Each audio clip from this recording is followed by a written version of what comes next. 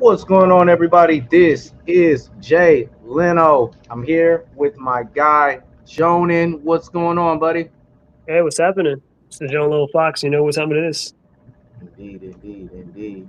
Well, guys, last week, the issue 4 of the 2024 IDW series of Teenage Mutant Ninja Turtles has finally dropped, which basically the 4 issues, they isolate and give us a little bit of an introduction as to what's going on currently post issue 150 of IDW.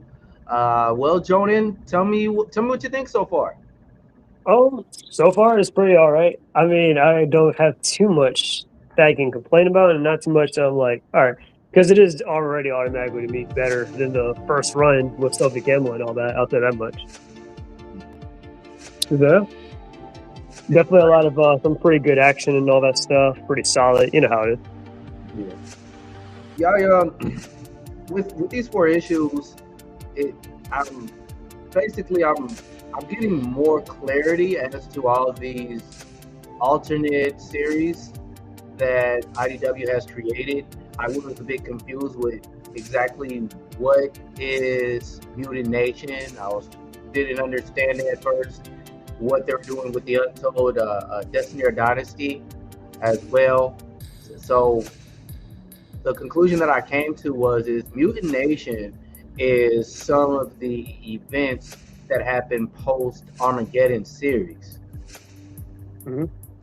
Amongst the separation of the turtles in that time frame, and then it looks like the Untold Destiny or Dynasty is pretty much displaying the uprise of the Foot and the Purple Dragon clan, and I guess also we're seeing the emergence of both of those clans, if not the Purple Dragons being taken over by the Foot clan.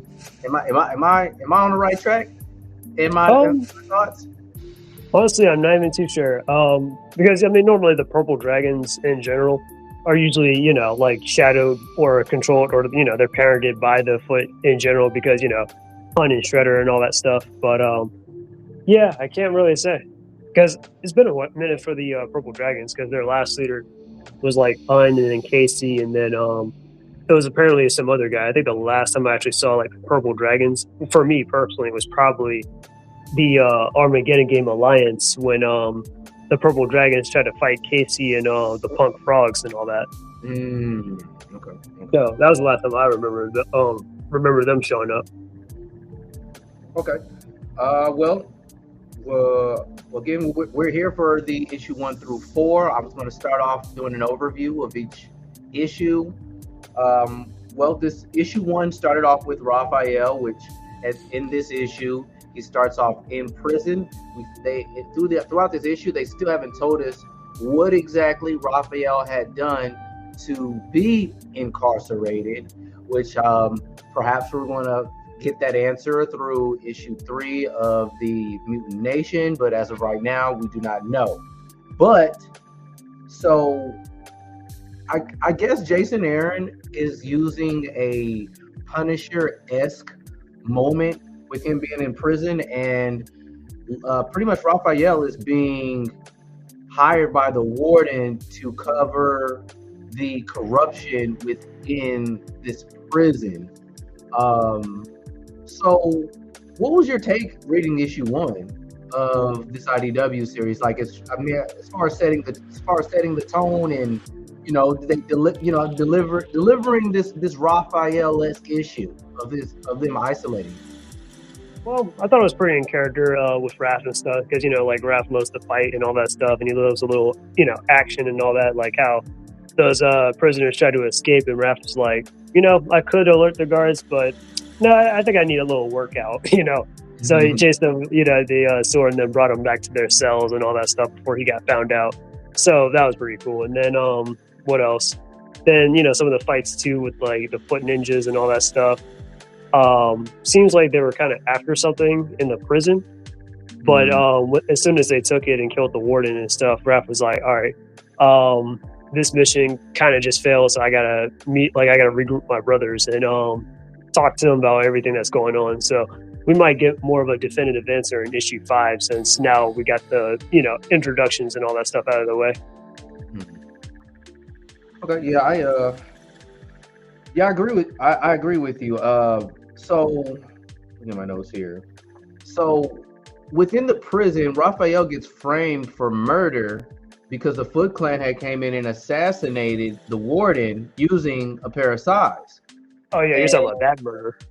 Yeah, definitely. And so Raphael ends up escaping the prison. So, leading after this issue, I think a lot of us TMNT fans are forgetting or might forget that, hey, Raphael is wanted for murder at this time, and his name hasn't been cleared yet.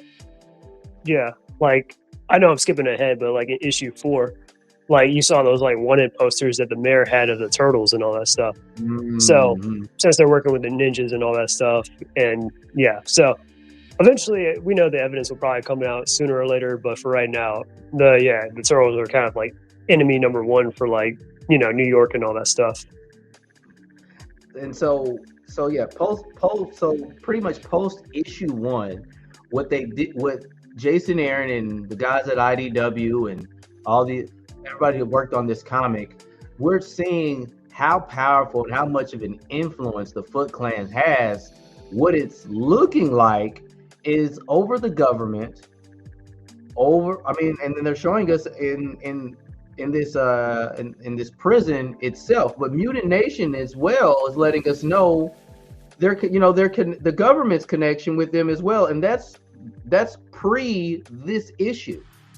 Oh yeah, so like, and this is like miscellaneous, like across like most of TMNT media and all that, but yeah, usually the Foot Clan, they do have quite a influence and stuff. Like they're not just like a typical gang of just we're ninja criminals and stuff, and we're like they got other stuff going too. Like even in the 2003 series, like for example, like Karai, when she was running the Foot, she kind of had the mayor in her pocket and all that stuff. She was like, "Oh yeah, Mr. Mayor, turn a blind eye," or run with this and all that, that kind of thing.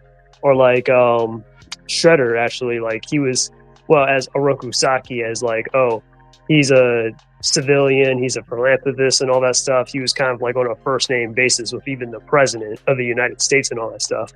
So yeah, they definitely got their hands deep in some stuff sometimes. So like that's just how powerful the Foot are with their influence and all that, Yeah. And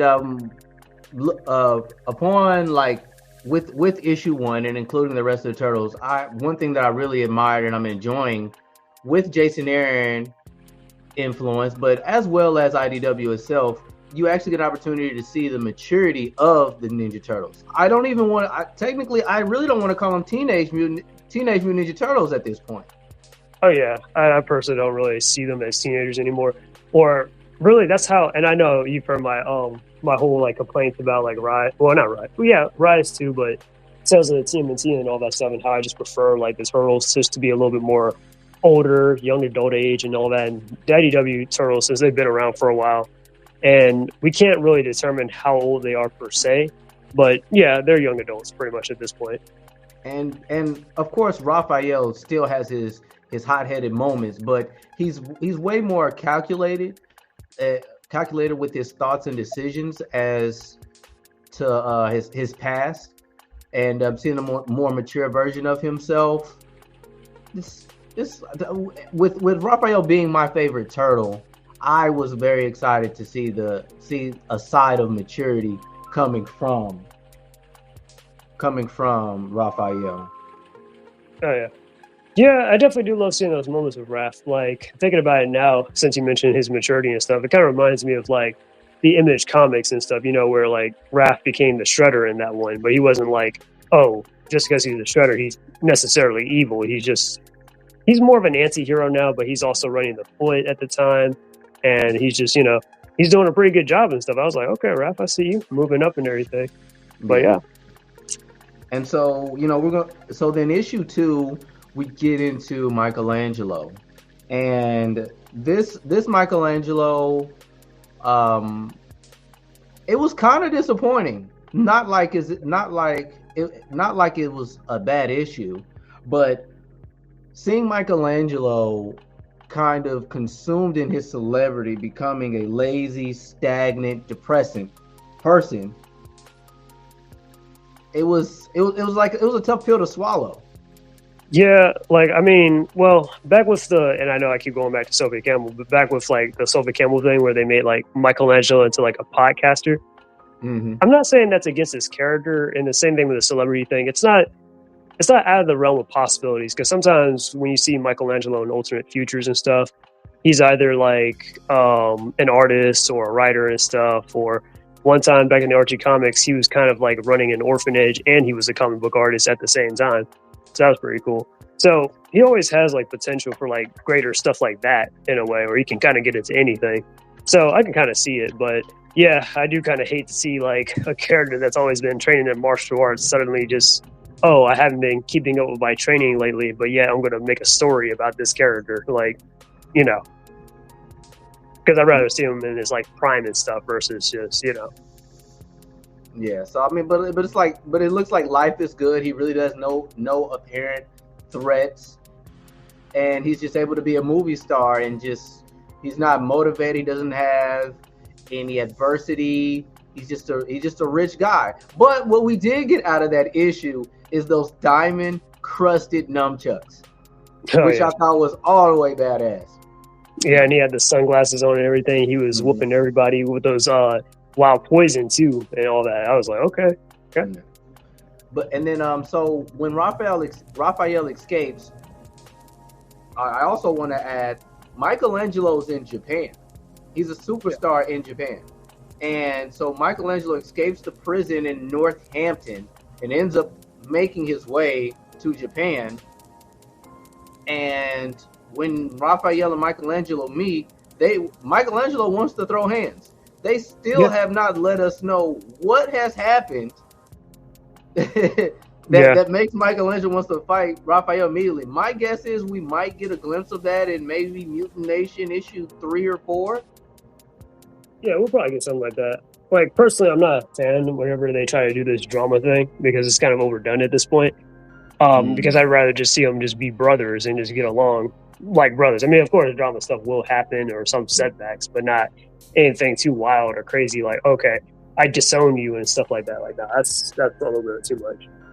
And I mean, they've already done it before, sort of, but with Michelangelo leaving the family when Splinter decided to become the leader of the Foot Clan and all that stuff. But yeah. Yes. I guess one of the surprises in the second issue to me was, but maybe I'm just being boneheaded, is I mean, they're in Japan, but Michelangelo not facing any adversaries or adversity from any of the other from the Foot itself. Maybe because the Foot already has Japan and their focus is conquering the majority of the United States. I'm not sure. I mean, really, and going back to like what you said earlier about like the Foot and their influence and stuff, like with politics and the government.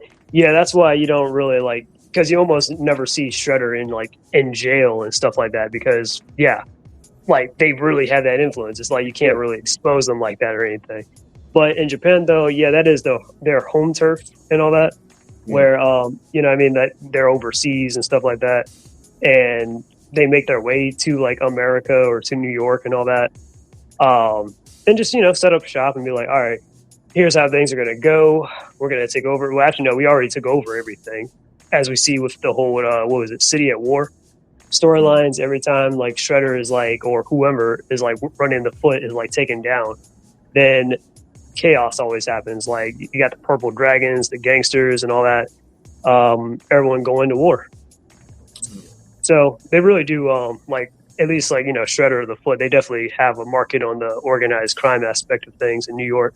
Kind of like, because Shredder is based on a little bit of Kingpin from Daredevil, from the Frank Miller series.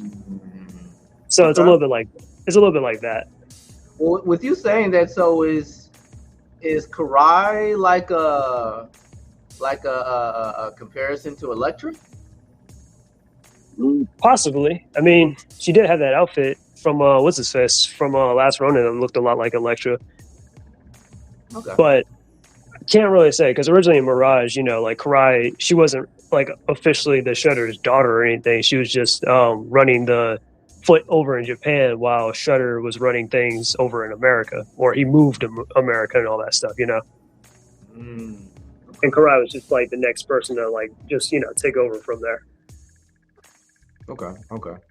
So, like going back to that issue, Raphael and Michelangelo end up reuniting, almost tussle it up a bit, but they find it very important for them to band together the rest of their brothers, and they flee the scene from the Foot Clan, and then we go into issue 3 with Leonardo. So this one to me probably had the most Easter eggs, or just kind of had me like trying to reflect back on the prior issues of the IDW series, because this Leonardo is post Armageddon series Leonardo, and he has left his brothers on an island to get his mind right, almost reminiscent of the 2007 movie. Oh yeah, when he went to like South America and all that.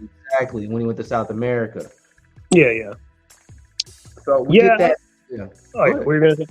Oh no, I was gonna say. I mean, and yeah, you are right though. It is kind of different. Well, I guess the difference is with the 2007, like Splinter was the one that tasked Leo to go overseas to South America to like work on his training and build up his leadership. But Leo just chose to stay for a couple of years and all that stuff versus just a year.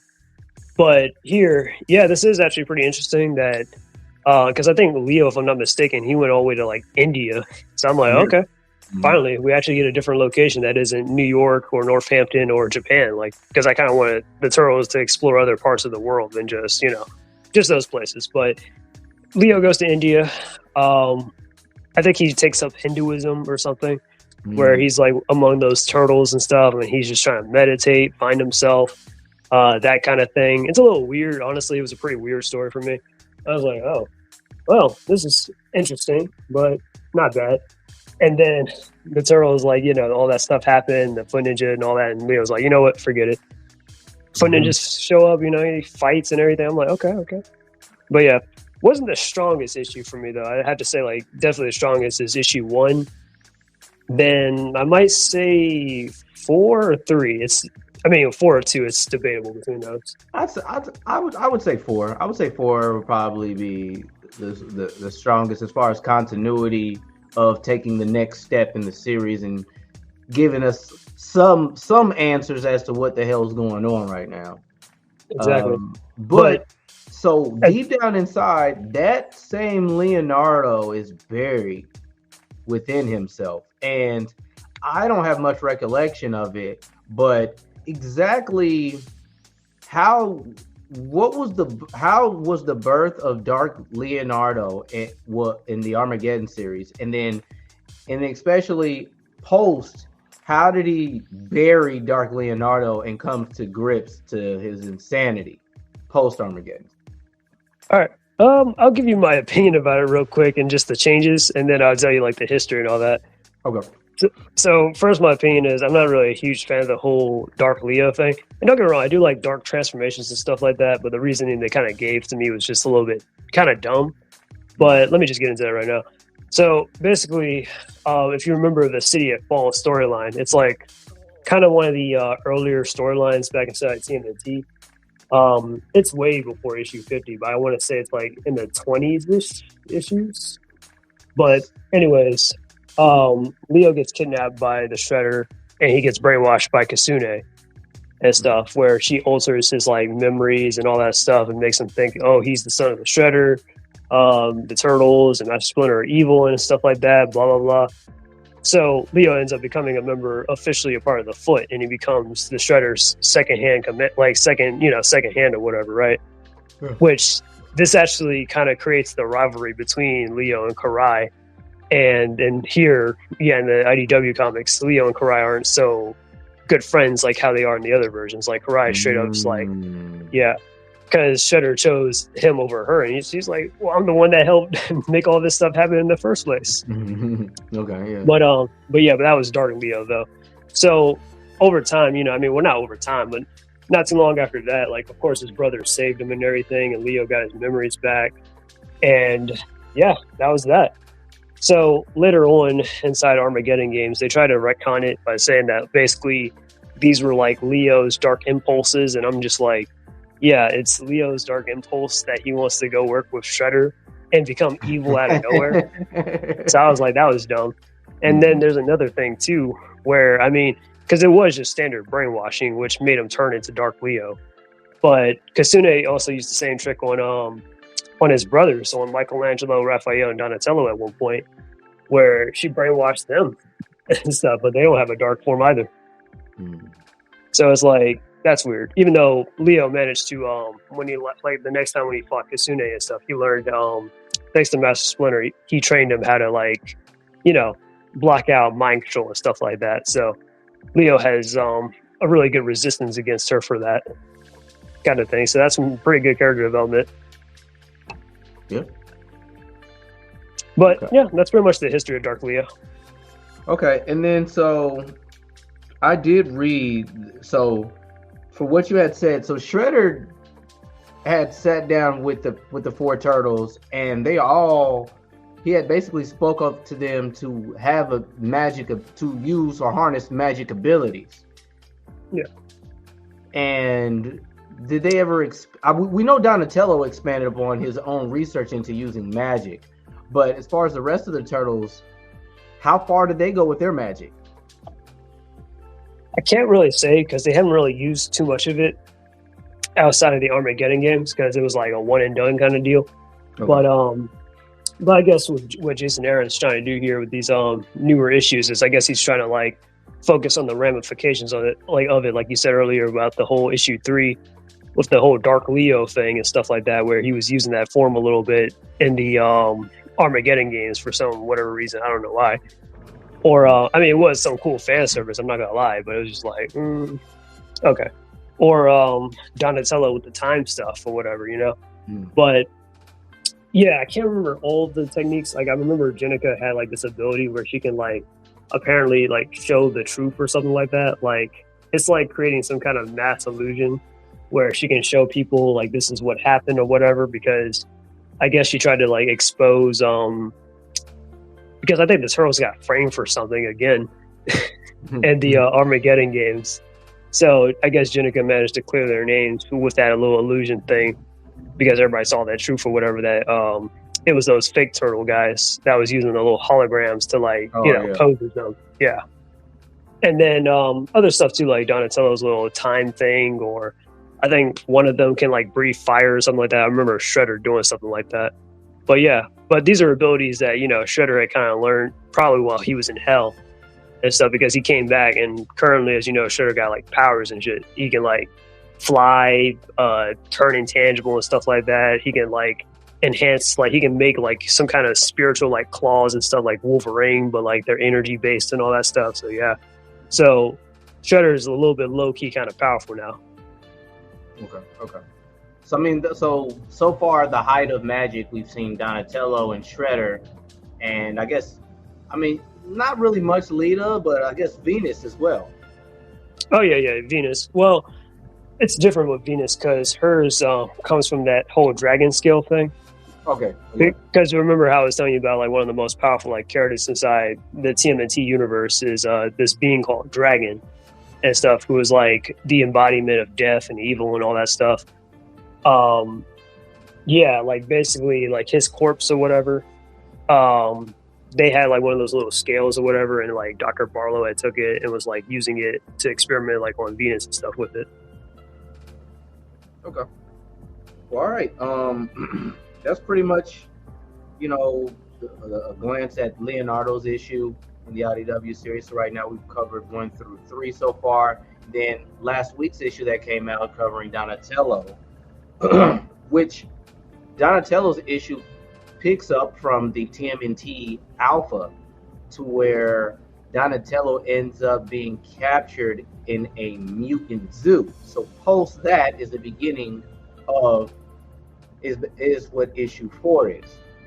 And so pretty much Donatello's been held captive for some time at the zoo. He's been forced to fight for survival amongst some other mutants as well. But this issue stuck out to me because this is an opportunity to see the repercussions. So basically, it looks like the host of the Mutant Turtles, as a host of the magic, they can't really handle that much magic. It's a repercussion, and we're seeing some side effects from Donatello. Not to mention, Donatello's went through so freaking much through this series. He's malnourished. He's also dealing with some possible postpartum depression as well. What was your assumption or summary of what you saw from issue 4 with Donatello? I'm a little mixed because I'm like, this is actually a good showing a little bit, but then also like I'm not really a huge fan of seeing Donatello kind of whacked out his mind and everything. I'm like, oh damn. Especially that last shot where that dead rat was on Donatello and he had that crazy look in his eye. I'm like, ew, Donnie, right here. And then it's like, right, exactly. I'm like, that is so. Yeah, I'm like, bro. Raph's like, hey, shut up. Don't even tell him he's dead. He's obviously been through a lot. Let's just get him home.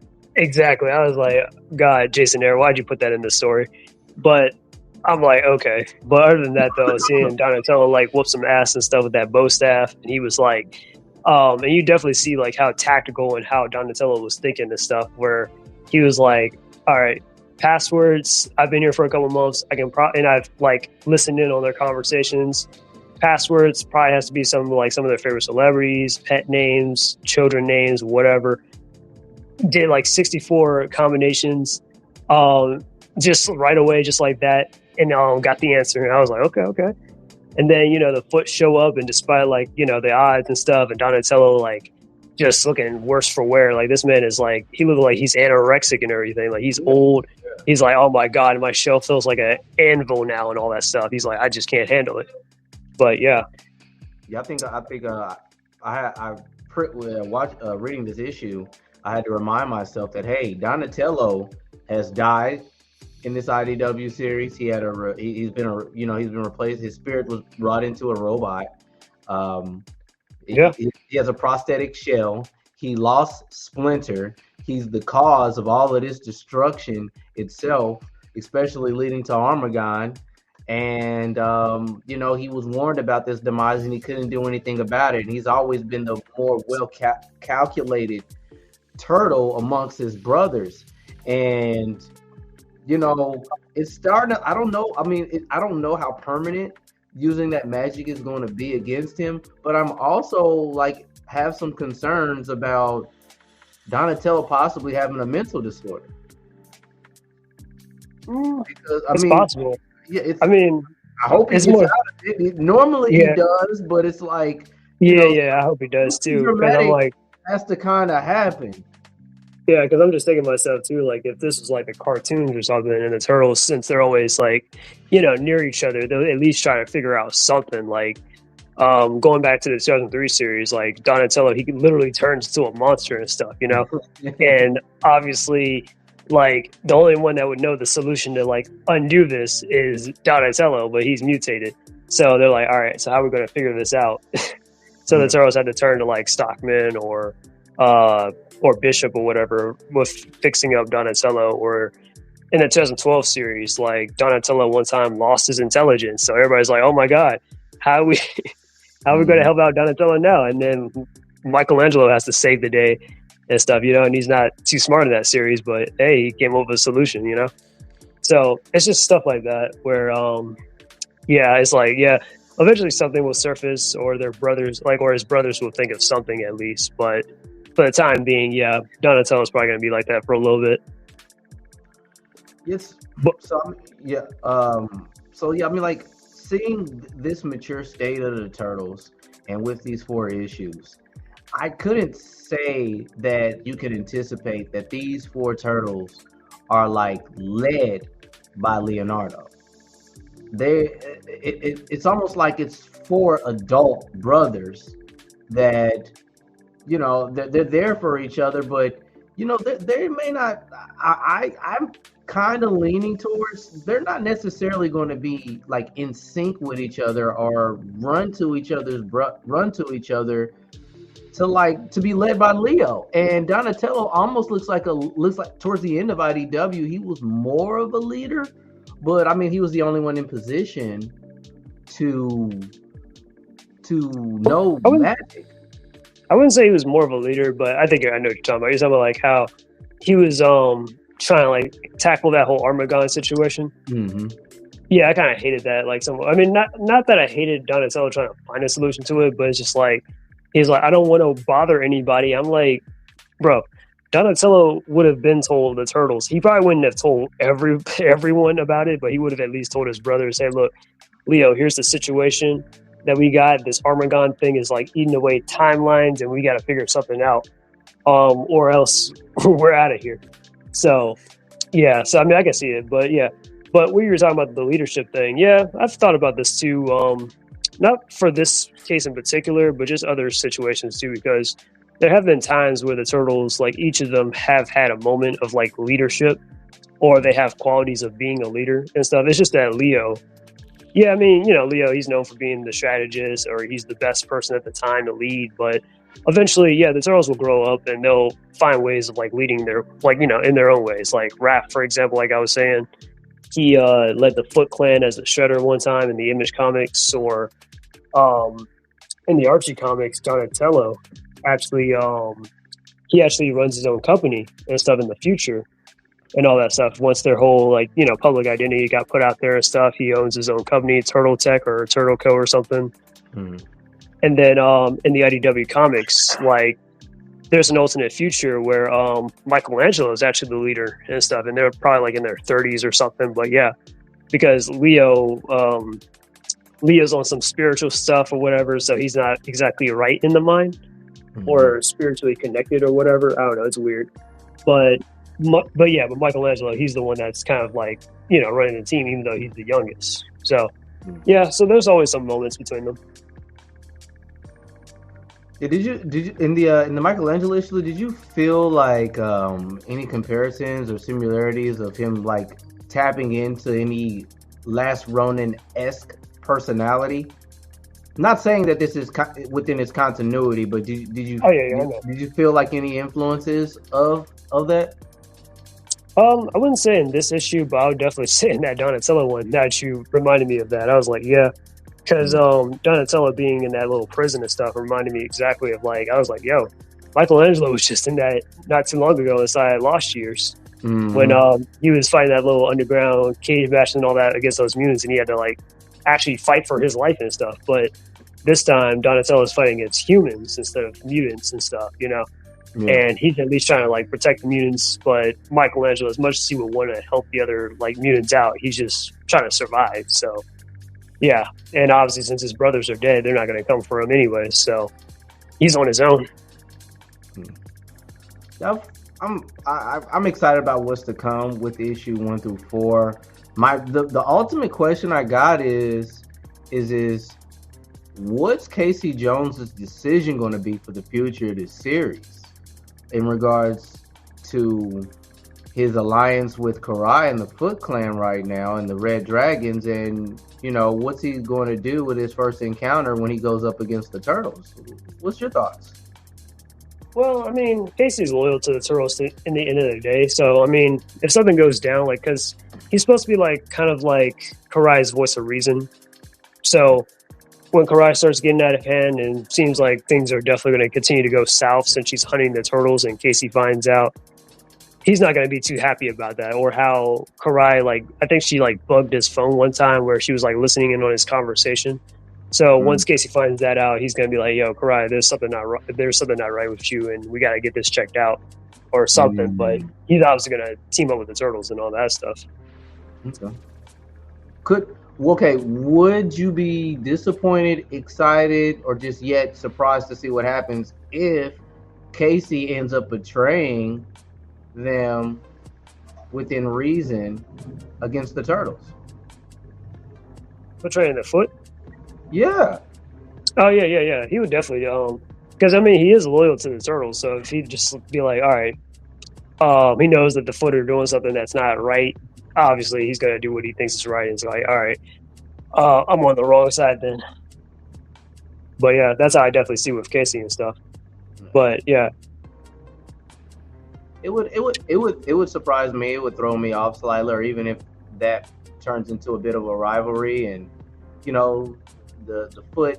It's not just a bunch of humans over there. They've got mutants as well on their side.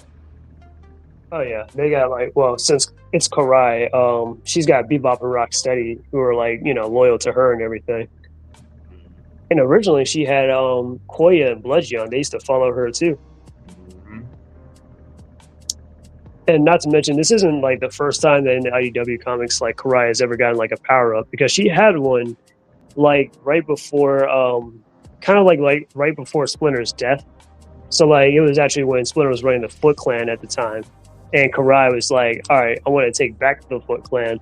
So basically, like she found this like ancient sword or whatever, and it was like very overpowered and all that stuff, and she used that to like kill up the Yakuza and everything. And I think in your last stream you were talking about like Natsu and stuff. Yeah. That was the first time Karai started using that sword and stuff. I was like, okay, I want to see more of this. Mm-hmm. And she was like cutting up people and stuff, like it was like Ninja Gaiden or something. Yeah, I don't know the series of issues that are going to come after this issue.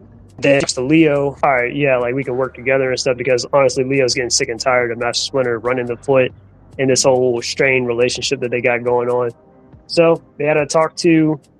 Things almost worked out, except for one little thing where Karai was like, no, as far as those kids that you have in your custody, they're going to be raised to be foot ninjas. And Splinter promised Michelangelo that he wasn't going to let that happen, and that would be their choice in particular. Mm-hmm. But Karai was like, nope, they're going to have to be foot. So They all kind of went to war, and Splinter lost, and yeah. So that's what went down. Okay. Well, hell, like, if anyone out there wasn't able to kind of pick up or read any of the prior IDW series, we kind of gave you guys an overview to kind of catch up to where we're at now. I mean, Jonah, do you think? Yeah, I think that was a decent little overview of issues 1 through 4 and any Easter eggs that was used from the prior IDW comics. Do you think we missed anything? No, I think we got everything. As far as I know, yeah. But yeah, pretty good read so far and stuff. I'll definitely recommend this. Some interesting stuff and things. Yeah. Oh yeah, we're gonna say. Would it piss you off if Jennika shows up with the Night Watcher uniform? I mean, she's already a Night Watcher, so I'm not gonna be mad. I'm like, it's whatever at this point with Jennika. I'm like, as long as like I'm just like, yeah, because I mean, I was pissed off when she kept showing like, but I mean, honestly, with Jason Aaron, I don't know his writing skill like that, but I think he'll probably just write Jennika to be a little bit flat or kind of a little boring in my opinion. But I'm not gonna be annoyed. I don't think so. I'm like, oh, if she shows up, she's just there. But at least she's doing her own thing, and I would rather that than her actually be a part of the team like that. So, yeah, I agree. I'm surprised she hasn't popped up yet, but through these issues, she's been solving crimes in New York, and that's been keeping easy. And keeping the relationship with the people in good old Mutant Town. So, and I hope somewhere down this road I can run into my new favorite turtle, Lita. Hope she pops up as a new timstress with Renette. Come to think of it, now that you remind me of Lita, because remember they took away her mutation. Yeah, because she's at least as a child. Like, yeah, she's like a human child now. Is that mutination though, or okay? There's that childhood version of her, but then that futuristic version is a timstress with Renette, if I'm not mistaken, as well. Yeah. So I'm not sure if that might have any ramifications with the whole that whole Armagon stuff, or that might branch off to be another timeline or something like that. But yeah. Mm-hmm. But now that you reminded me, there was something else. Oh yeah, about the whole Armageddon games. No, so like the series just picks up right after Armageddon games that ended with the comics and stuff. So they jump right into the Armagon stuff after Armageddon games. That's the assortment. So I don't think Mutant Nation or anything takes place in between that, though. You said you don't? Oh, okay, okay. Yeah. So what is your assumption of what's going on in Mutant Nation then? Since the current launch of the new or the relaunch of the Turtles is like probably what 6 months or so or whatever after or let's just say like, oh, it's a year. So let's say a year had passed by. I think Mutant Nation is like the stuff that happens kind of in between that, and then like Untold Tales of the Destiny or whatever of the Foot Clan. That's since it's a side story, it's probably happening like a little bit after that too. And yeah. Okay, that makes sense. Okay, Right. I got you. Well, I think we didn't covered everything. For those who end up watching this, let me know what you guys think. If you guys got any questions, anything you wanted to add addition to this, if you want to join any of our future streams, reach out to us, hit us up in the comment box. Anything you want to include before I close this out, Johnny? I guess I'll just say one more thing, but happy birthday to my cousin and stuff. It's her 18th birthday. Happy birthday. Yep. All right, guys. Thanks for watching.